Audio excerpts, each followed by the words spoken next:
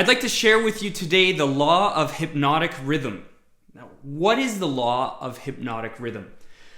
Before we go into that law, I have to share with you how we actually acquire a skill or a habit. There are 4 steps in acquiring anything. And the best way to describe it, I would say, is when you're learning how to ride a bicycle. So when you were a kid and there was a point where you didn't know what a bicycle was. You were just going through life. Maybe you saw somebody on some sort of contraption.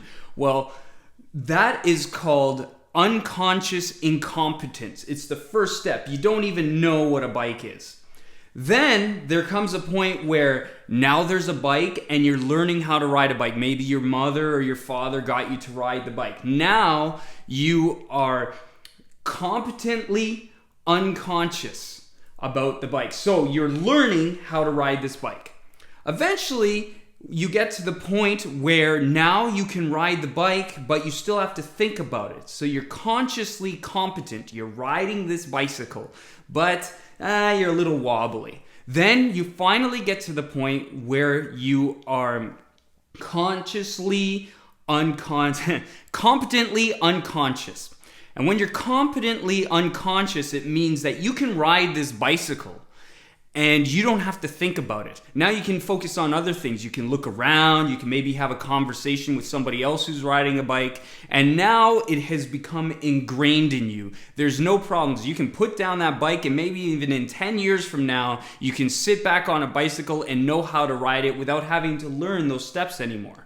This can be applied to anything in life, whether you want to learn a musical instrument or you want to develop another new skill, which leads me to the law of hypnotic rhythm. Mother Nature is just the most wonderful, wonderful thing we can ever have. And what happens is the law of hypnotic rhythm makes these things possible. It makes it possible to have unconscious competence in something. And this can either work to your advantage or it can work against you. How does it do that? Well, let's just say you're a person who maybe has a glass of wine with dinner every night, or maybe you smoke cigarettes. Now, these are things that happen, and over time, you develop this habit. How does it happen? Well, at first, maybe you've seen someone else smoking a cigarette, so maybe your friend introduces it to you, so now you start smoking. You've had one cigarette, not a big deal. But then you have another one, and soon enough, you start smoking on a daily basis. It's become the law of hypnotic rhythm. And the longer you do something for, the longer it becomes ingrained in yourself. So this can, like I said, it can work either for you or against you, but you have to be aware of it. You can make the law of hypnotic rhythm work for you if you do positive things. For instance, meditating every day. It might be hard at first, but then eventually you get to the point where you do it every day unconsciously. It's just something that happens. How about exercise? You can exercise on a daily basis, and those are good things. You can read books on a daily basis.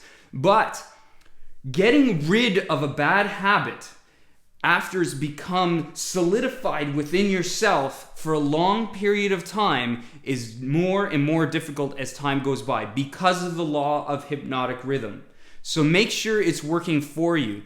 So you can say to yourself, oh, you know what? I want to quit smoking. That's it. You know what? I'm done with this. What's going to happen? You might pick up the smokes again. Why? Because the power of Mother Nature and the law of hypnotic rhythm is stronger than your desire to quit smoking. You have to be able to get through that hump. And the longer you've had a bad habit for, the longer it takes for it to dissipate. So be aware of this, because your mind will tell you things that will justify your position. Like, for instance, the glass of wine at dinner time. Oh, well, you know what? I deserve it. I've had a rough day. The smoke at the end of the day. The smoke in the morning. You know what? I'm so stressed right now. I got so much going on. You're just playing tricks on yourself.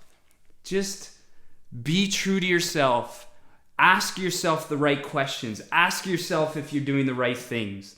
And trust yourself. Be good to yourself. Be happy.